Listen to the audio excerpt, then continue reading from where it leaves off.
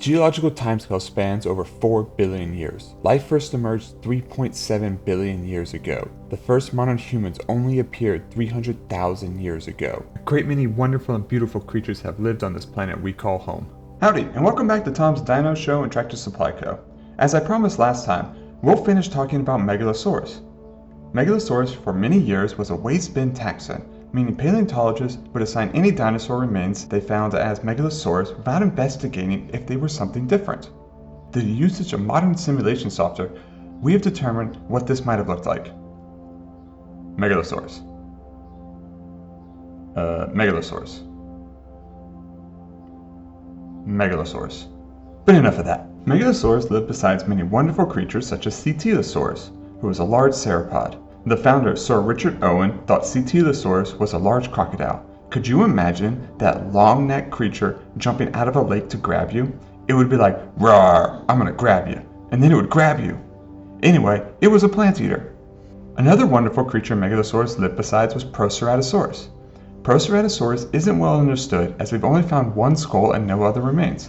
Thanks to that lack of information, we can make things up about Proceratosaurus, which we can then use as part of a disinformation campaign that we've been paid to join. Proceratosaurus says no when asked if Pepsi is okay.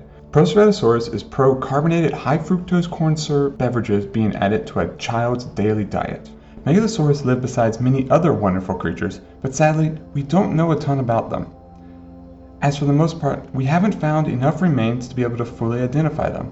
But we do know that Megalosaurus lived besides creatures from different clades, such as Dromaeosauruses, Troodontes, Verocinosaurus, Orniscians, and many, many more. Of course, all of these dinosaurs would have been pro-consuming high-fructose corn syrup. Oh, wait, they didn't send the money? Alright, listen kids. Don't get your life advice from some random guy on the internet who might be part of a disinformation campaign. Anyway, we're heading to 160 million years ago to meet a wonderful dinosaur called Gigantspinosaurus. We're also moving into the late Jurassic. The world is changing again. It really likes to keep things moving around. The continents have drifted even further apart. Can you see the modern continents yet? The world's temperature rises during the late Jurassic, but suddenly drops as the Cretaceous period starts. The subgroup of most modern mammals, Theia, first appears in the late Jurassic to early Cretaceous periods. I couldn't find any supporting evidence, but I believe it was Fred Flintstone. The two modern groups of turtles first appear in the late Jurassic. This includes both land and sea turtles. The first modern sharks appear in the late Jurassic. In the world of plant life, pine trees and pine cones first appear in the late Jurassic. I really like eating snow cones with high fructose corn syrup. But things like flowers, fruits, and grass still haven't evolved, but we are getting really close to when they start showing up. They're a little late to the game, aren't they? We're traveling back to meet a wonderful dinosaur called Gigantspinosaurus. Gigantspinosaurus was named that because he has giant spines on his shoulders. Gigantspinosaurus was first discovered in 1985 by Ouyang Hui in Jinwan, China. We have found most of the bones, but not its tail or thagomizer. Despite its name, the placement of the giant spines is still debated. In this drawing, the shoulder spines point slightly down and back. But in this drawing, the shoulder spines point upwards and are above the spine. This all started in 2006 when Tracy Ford published a paper on it, and the wiki doesn't bother to have any new information in almost 2 decades. And I can't find anything, and I do mean anything, online about it. Super cool. Anyway, we actually have skin imprints of Gigantspinosaurus, which I think is really cool. I couldn't find any research done on the skin imprints, unfortunately. Here is Gigantspinosaurus' cladogram, and we're heading back to 160 million years ago to ancient China. Enough talking about Gigantspinosaurus, let's meet Gigantspinosaurus. We came across a small herd of Gigantspinosaurus. We don't know if Gigantspinosaurus typically traveled in herds or is a solitary creature. These fellows appear to be trying to go somewhere though.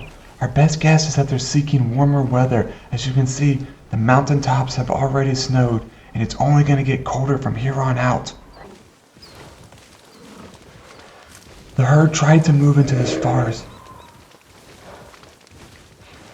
but something spooked the lead animal.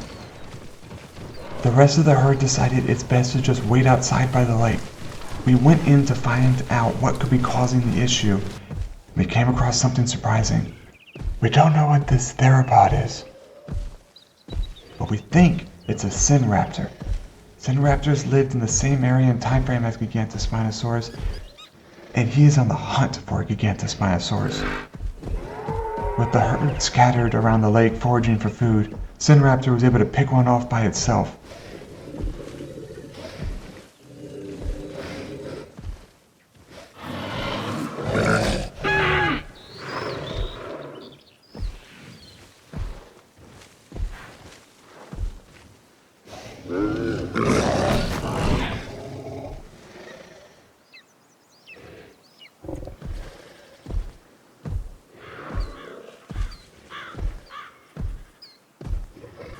The rest of the herd, though, was able to keep moving onward, and Synraptor gets to have a meal that will sustain him for at least a few more days. Now that we're back safe and sound, let's talk about all the other wonderful creatures that Gigantspinosaurus lived besides. Gigantosauros might have lived besides Gigantspinosaurus. The time spans that both creatures lived were very close to one another, but Gigantosaurus might have gone extinct before Gigantspinosaurus first appeared. Despite having multiple nearly complete and partial skeletons of Gigantosaurus, it is still being studied. Paleontologists can't agree on where Gigantosaurus fits in the Ornischian clade. Gigantspinosaurus lived besides other Stegosaurus, like this guy, Chunkinosaurus. Though Chunkinosaurus may not have been its own species, it may have just been a juvenile Tuojangosaurus. If you want to be a Chunkinosaurus, make sure you eat high fructose corn syrup with every meal. As of 2017, Tuojangosaurus was considered a relative of Huangosaurus, which you might recall me talking about from an earlier video.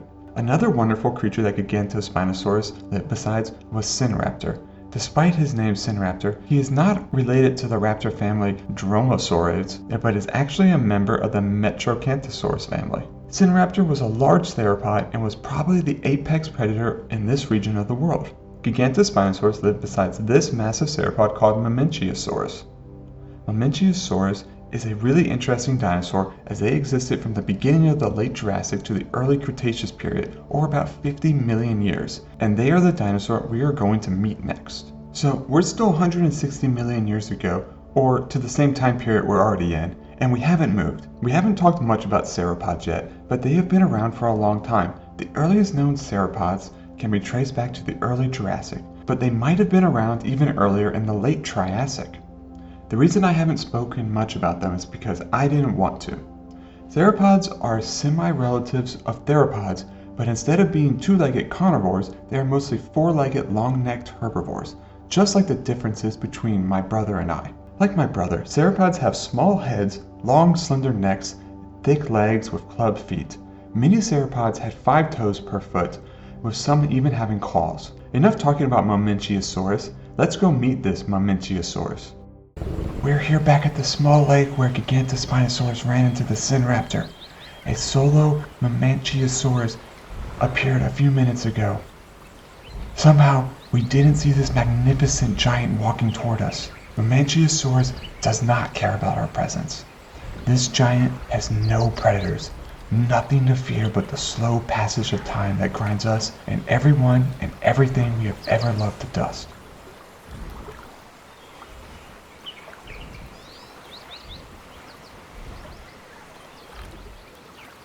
Mamenchisaurus spent the next 30 minutes playing around in the water. Why he did that, we can't say, but perhaps he did it just for fun. We moved a bit closer to Mamenchisaurus, and just, wow, look how big he is. Our camera can't even capture its full size. Mamenchisaurus is just towering over us with no concern about anything that we do. What a beautiful creature.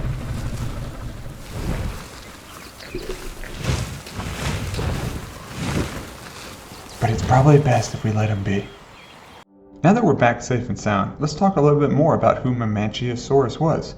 Mamenchisaurus was around for a long time, about 50 million years, and because of that, I'm not going to talk about all the wonderful creatures Mamenchisaurus lived besides. The amount of time Mamenchisaurus has been around and the size difference between some of the remains has led some paleontologists to think Mamenchisaurus might be a waste bin taxon, Many of the fossils we have found of Mamenchisaurus are only partial skeletons or just bone fragments, making it hard to say for certain that all the remains we have found are from the same genus. Paleontologists also debate if Mamenchisaurus' neck was lowered to the ground, or if Mamenchisaurus' neck went up to the sky, but regardless, Mamenchisaurus was a massive creature weighing up to so much, or between 5 to 88 tons. Maybe one day we can come back when paleontologists better understand Mamenchisaurus and we can talk about all the new discoveries. Thank you for watching Tom's Dino Show and Tractor Supply Co., and I'll see you next time.